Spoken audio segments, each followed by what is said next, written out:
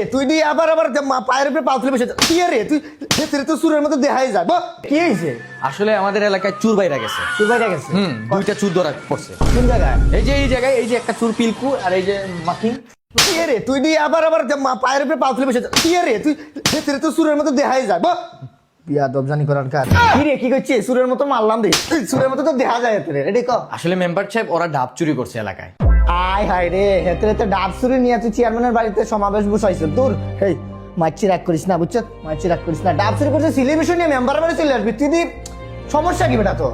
আসলে চেয়ারম্যান সাহেব ডাবগুলো আপনার কাছ থেকে চুরি করছে। কি করছো কি করছো? সর্বনাশ 20 টাকাতে মাসে একটা ডাব খাইছে না? আরে না, আপনার যে 20 টাকা আছে না সবগুলোই খালি করে ফেলাইছে। তুই মারবি না? আমি মারবো। আপনি মারেন। ভালো